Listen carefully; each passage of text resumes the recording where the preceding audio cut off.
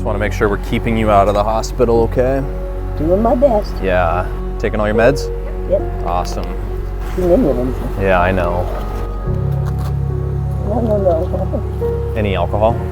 Little. Little bit? Not much, but you do that again. All right, nice and still on this arm, okay? Now lay down.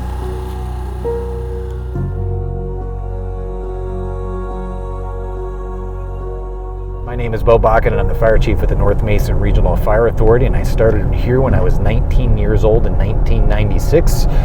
Became the fire chief in 2007 and still serving today.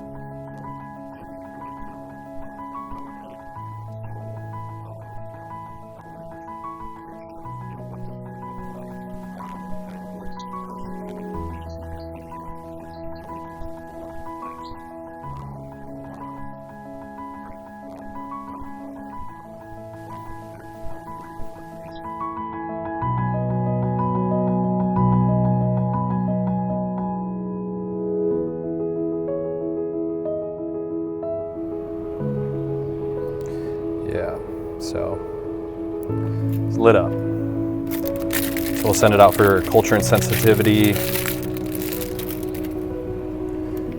He's got no flank pain, no abdominal pain, no nausea, vomiting, no fevers, night sweats, chills. We're gonna go get a set of vitals on him, make sure he doesn't meet any other criteria to say you should get checked out in the hospital emergently. I don't suspect that'll happen, so this is a good case in which we can keep somebody in their home, prescribe them a course of antibiotics, do some education, some training, and do a follow-up.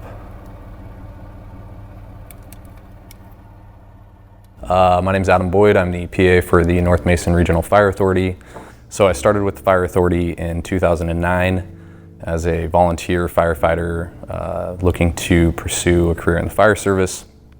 Kind of got my start here and got my exposure to what it was like to work in not only the fire side of things, but emergency medicine. Developed a passion for emergency medicine and ultimately ended up going to school to be a paramedic. I worked as a paramedic in Yakima in a pretty busy system where I gained a lot of experience for about 2.5 years until being accepted into the University of Washington's PA program. Graduated in 2018 as a PA and was hired as a primary care provider in 2019. I worked in primary care in this rural underserved setting at the federally qualified health center for about 3.5 years and ended up getting back in touch with Chief Bakken and started to kind of come up with what this program would look like if we were to start the mobile integrated health program. Was hired here in 2022. We're going on about almost 2 years now since the start of the mobile integrated health program. The reason why we've seen the rise in the 911 system activation for what is non-emergent healthcare is because 911 is becoming the provider for non-emergency medicine. You know, for the number of people being served, there's just not enough healthcare in the area. And then if you don't have healthcare in the area, then the next barrier becomes transportation for a lot of folks. Getting to be able to access healthcare in those areas, a lot of folks, you know, they don't have transportation to get out from Dewato and Tahuya and into the healthcare centers. And then of course, finance. Healthcare is an extremely expensive arrangement and proposition. And so for folks that aren't insured or have not seen the doctor in a long period of time, finances become a barrier, and either they do not seek health care or they put it off as long as they can because money is the main driver for their decision on whether or not they do get that health care.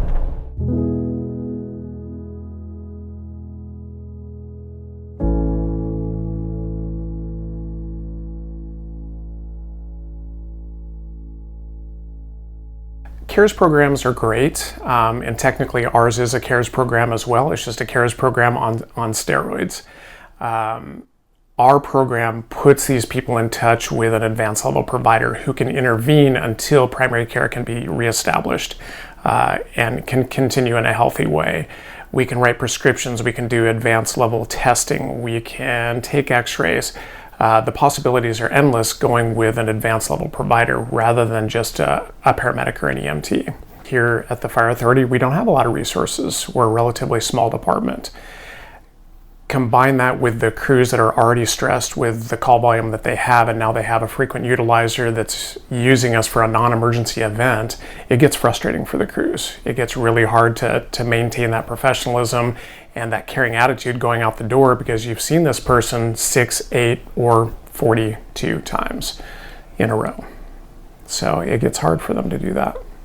It's really frustrating. You see patients multiple times for something that's relatively fixable with just a medication, and them just not willing or not wanting to continue with the medications or their follow-ups.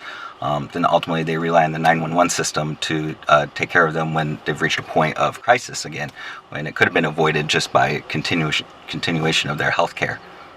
Some of the greatest things that I've seen here are the shift into more of a preventative approach. These programs are truly EMS prevention, which we've been doing fire prevention for decades. It seems only obvious that we should do the same thing for EMS. Here in Mason County, especially in North Mason, our transport times can be anywhere from 25 minutes, that's running lights and sirens from right in the heart of downtown Belfair all the way to St. Michael's and in Silverdale, and that's the kind of best case scenario. Worst case scenario is that we're going from Tahuya, and it can be anywhere. We can be with people for an hour before we get them to the hospital. Traditionally, before this program was established, there was two options. You stayed at home or you went into the emergency room. There was no in between. And so for a lot of people, that was either that they didn't need to get into a emergency room, but that was their only option. So then they're stuck with this huge, outrageous medical bill, an ambulance bill from us, or a big hospital bill. And they didn't need that. They just needed to see a doctor, and they just couldn't wait. So having this kind of mobile integrated health program has really allowed us to bridge the two together, and it gives us another option.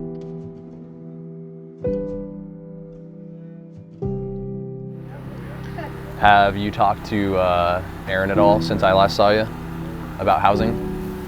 No, not yet. Okay. I expect to hear from them this week. Chelsea and Babbitt.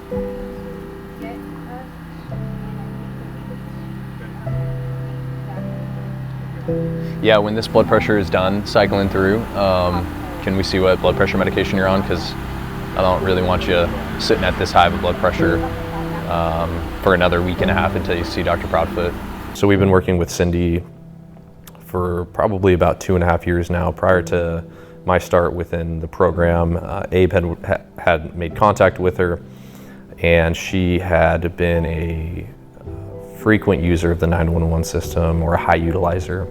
So we identified that as a problem, and we started engaging with her on a fairly regular basis, more frequently than we would say our normal patient population. Typically we want to see a patient 1, 2, maybe max 3 times, and then we transition their care to a primary care provider. When we started engaging regularly with Cindy, we identified a whole list of medical needs and problems with her care, and Abe was able to get a number of resources available to her while I worked on the medical and physical side of things, and we slowly started to see her call volume and 911 utilization drop over the course of probably 6 months. And that 6 months after that period of time where we had been engaging with her on a sometimes daily, sometimes weekly basis, that's when the calls ended up stopping, and she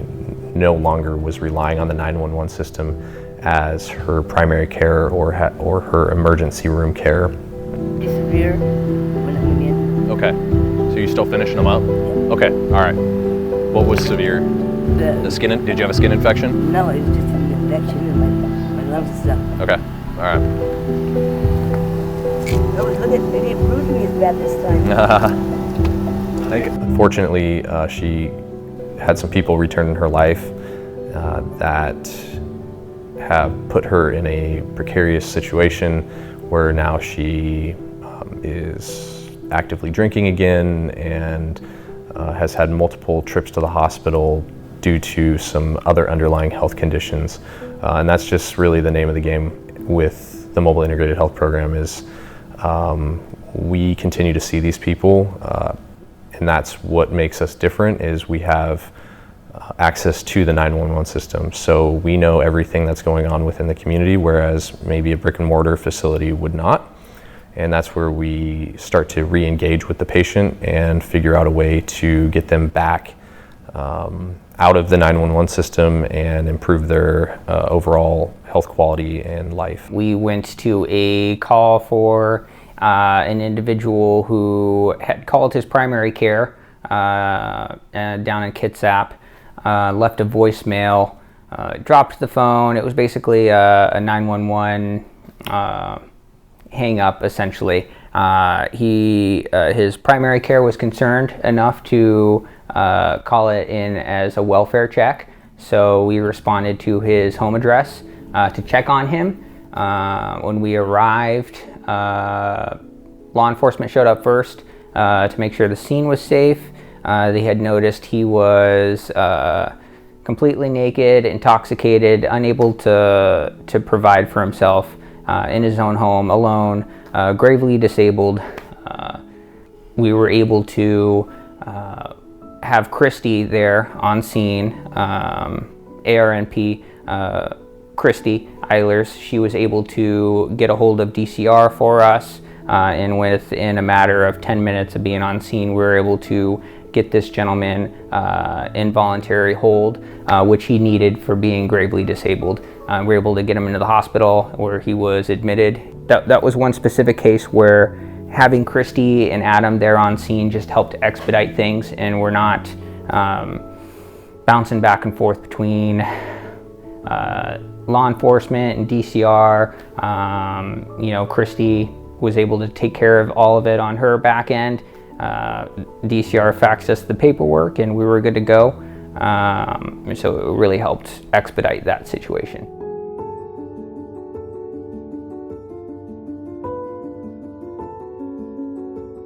I'm Kristi Eilers. I'm a psychiatric mental health nurse practitioner with my Doctor of Nursing practice, and I have been here at North Mason Regional Fire Authority since October 2023.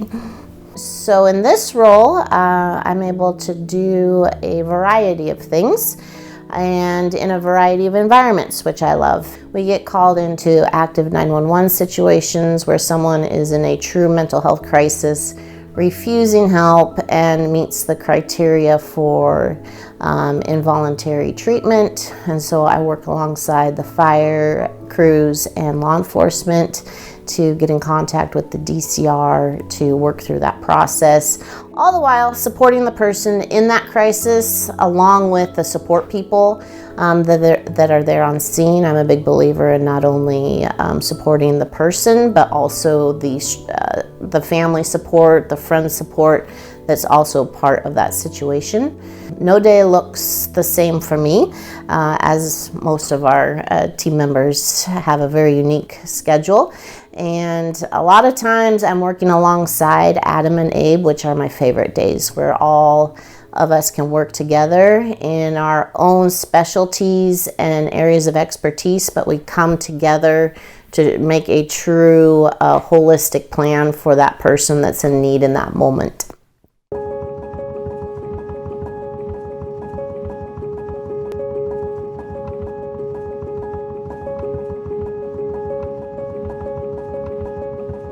Yeah, we're really proud of the partnership with Handle with Care, and the way that works is if first responders are involved with a student because something's happened with a family member and they've responded to an event, they let us know if a student might have been in a situation that's going to create difficulties for them in dealing with trauma or whatever they might have seen or been a part of, so that we can ensure that counseling is available, that the right people in the school know what they need to know to provide this kiddo with some support and safety in the coming days as they come to school, so that they have pieces in place to make sure that they can get the help they need to get through whatever they have been exposed to.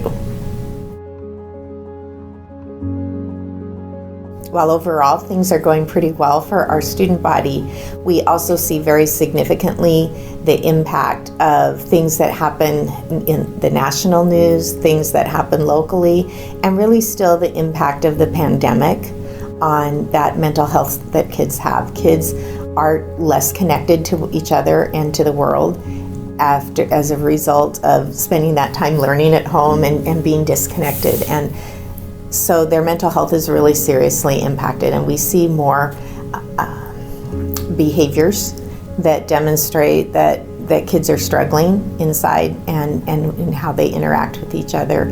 And so building partnerships around how to support kids who really don't have the coping skills they might have had in a different generation, or had they not lived through that, has been really important, and something that we're really working hard with our partners right now. Kids are struggling. more kids than we would anticipate had they not lived through that are struggling seriously with how to interact with other people, with how to respond with resiliency kinds of responses, how to respond when things aren't going well at home or at school for themselves or for the people around them, and just not having tools that they might have developed in a different growing up environment.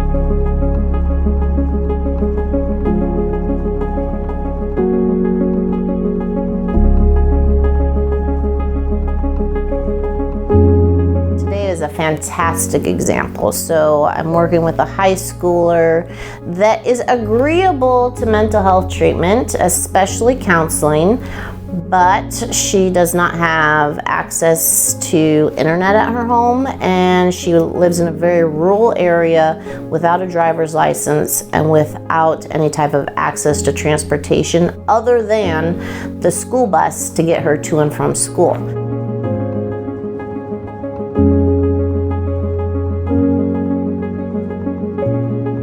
Yeah, so we had a pretty troubling situation with a juvenile in our area. This particular individual was in the North Mason School District and school system, and there were concerns about this particular student that was in the school system, and we were aware of them. And unfortunately, shortly after discussion with the school district, which had started with a Handle with Care kind of activation, there was a fire at the residence. It was a pretty significant fire. Thankfully, everybody got out. There was some property that was lost. And before Handle with Care, what we would have done is gone on about our business. We wouldn't have connected with the school. We would have put the fire out. We would have come back to the fire station and then gone back in service for the next call. For us to be able to work with the school, to have a communication with them so the school has the right resources for that individual, for that young person when they come in, it's made all the difference in the world. And I know our responders feel a whole lot better coming back to the fire station, knowing that they have that ability to have that connection with the school, to have the long-term, care and support system in place that we just didn't have prior to Handle with Care. When I started here at the Fire Authority and learned that we had the opportunity to engage in and participate in the Handle with Care program, I was extremely excited and encouraged that that's work that we took seriously, and that we had a part to play in it.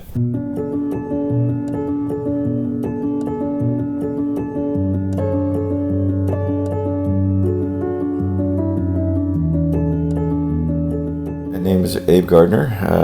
I am an emergency prevention specialist here at the North Mason Regional Fire Authority. Been here almost 2.5 years now, and I have the opportunity to coordinate our public outreach, public education, as well as our resource access program.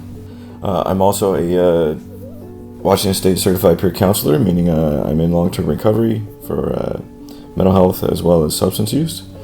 So I have the opportunity to work with North Mason community members that are struggling with physical and or social difficulties, navigating them to resources, and that can look a variety of different ways. We help folks with fall prevention, home inspections, and just a multitude of other details. Started the program off by taking referrals directly from the crew and only from the crews. So first and foremost, we're a support for them and a resource for them. We also take referrals proactively from the community. We opened up a referral process so folks don't have to be in the 911 system to receive services from Mobile Integrated Health or Resource Access Program. In addition to that, we are plugged into our active 911 or our dispatch center. So if we see a call come across a line that we think we would have the opportunity to intervene or interact with, we're able to do so.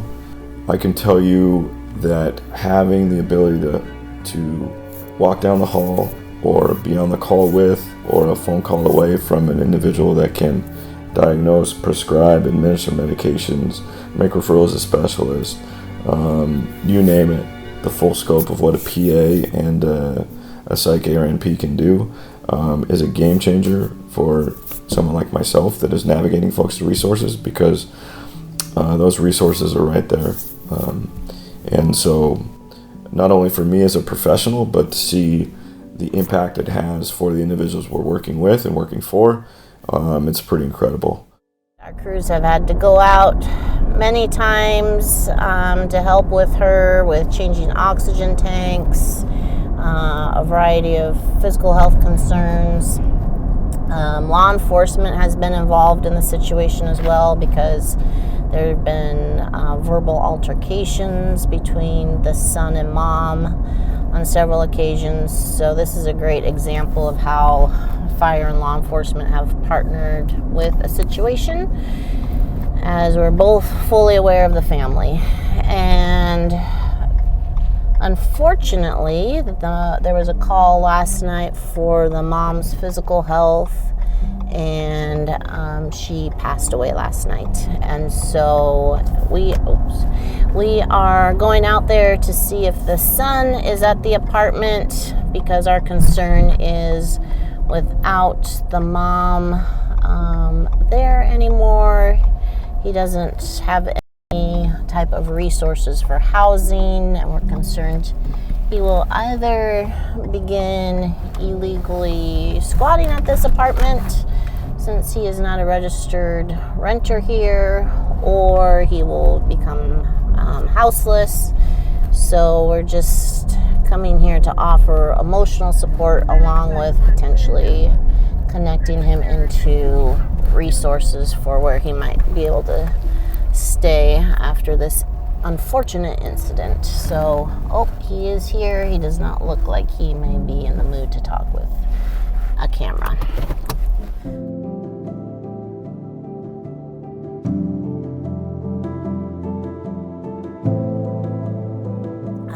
And so we were just being there for support. My focus too is making sure his essential needs are taken care of in this moment to get him through today and tomorrow. So he confirmed he has food. In this moment, we're also looking at any intent of suicide or thoughts of self-harm. Wanting to make sure he himself is safe and not having those types of thoughts. And so really instilling that sense that he has people in his life for support, to provide hope that life will go on after his mom's unfortunate passing today, and reminding him of the love that she gave to him throughout his lifetime, and asking the question of what she would want for him. And he had a wonderful response. Yep. So I think that really provided hope for both of us, that in this moment he's not thinking about killing himself, that she would want him to go on and be happy and healthy, is what he said. So, Yep. So we'll just keep checking in with him. He has a history of traumatic brain injury, in which memory processing information is difficult for him. So just proactively reaching out to him, not being in a space of, well, he'll contact us if he needs anything, but reaching out to him proactively to make sure that he continues to know, while he works through this grief, that he has people in his life to support him. And then also, once he is getting a little outside of this acute moment of grief, of what's next steps for you, because this apartment was his mom's, and so now we are concerned about housing. But day one of grief is not the time to speak of what's the housing plan. So we'll continue to reach out to him to try to generate a plan with him. I would say the hardest part of my job is when I witness the failure of the system, when I see people suffering that didn't get help in time, and or people that we weren't able to help in time. We see a lot of suffering in the work we do, unfortunately, and to at times not be able to mitigate that suffering can be difficult.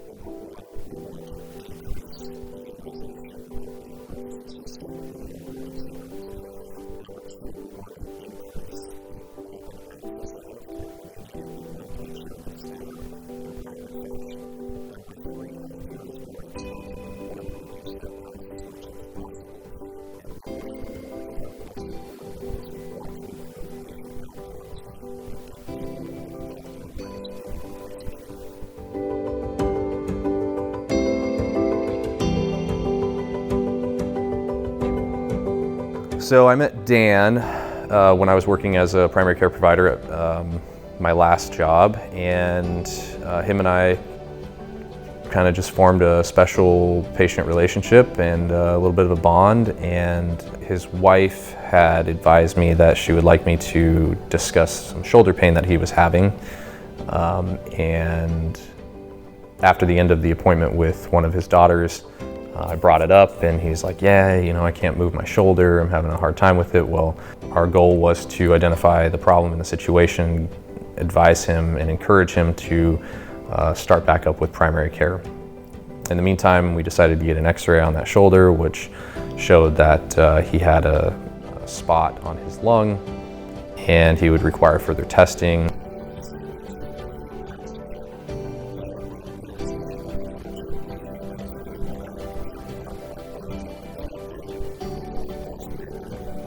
Further testing went by, and fortunately, although he still has a little bit of a road ahead of him, the diagnosis was not cancer. It was another condition called sarcoidosis, which is a granulomatous underlying inflammatory condition, which will still require some extensive follow-up care with specialists. Again, if this program didn't exist, his condition would have likely caused a lot of long-term or worsening damage to some underlying organs.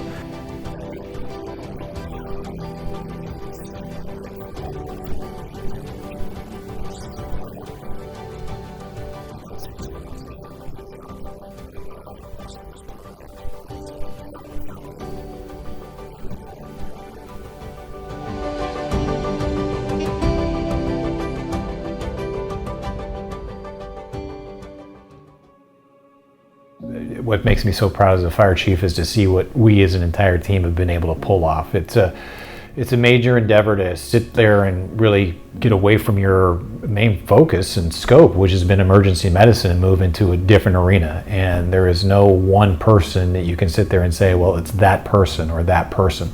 It's an entire team that came together to make this happen. They really helped me a lot, because it started that I was a pretty mean, sloppy drunk, I'm pretty sure of that. And it's like, I didn't want to live. I really didn't. I was fed up with it, and they come along and kind of just talk to me all the time until I finally gave up on wanting to die. Thanks a lot. I mean, that really. Of course.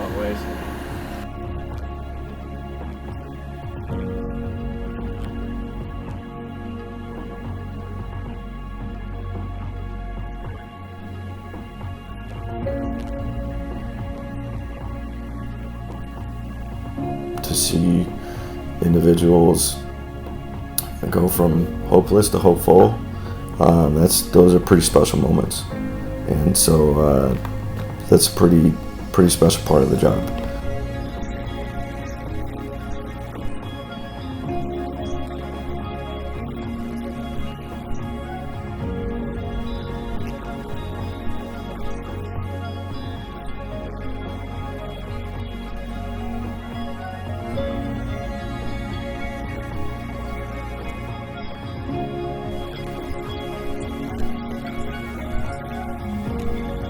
I think that this program works because the people that are involved are extremely passionate, and they see the need for change inside our community.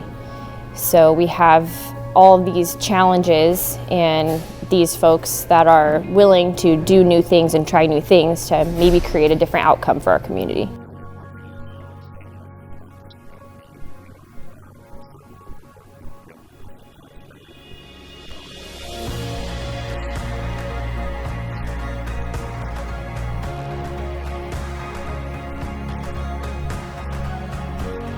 North Mason Regional Fire Authority continuously looks for better ways to partner with everybody they can in the community to support kids, to support families, to support the elderly, just to make sure that people feel safe and have their health addressed in all the ways that they need it, not just in an emergency. The fire department having the resources that we do, now our co-responders have somebody that they can go to that's trained at a higher level that can actually administer the proper psychiatric drugs and other things and give advice, and it provides a better wraparound service to our community. The whole mobile integrated health team has really helped decrease the overall amount of what we call frequent flyers or high utilizers. We don't see them as much. When we do, it is typically a reason to go to the hospital, a much more acute and serious problem than the reasons we would see them beforehand. I do what I do because I care about people.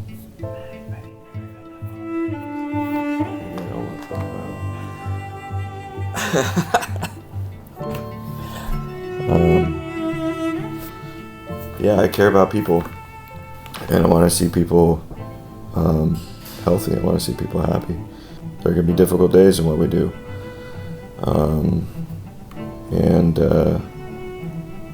You know, extreme cases happen. But I choose to take the perspective, if we lose somebody or if we weren't successful in navigating them to an appropriate or needed resource, then that's all the more reason why I need to wake up the next day and come to work and try that much harder for the next person.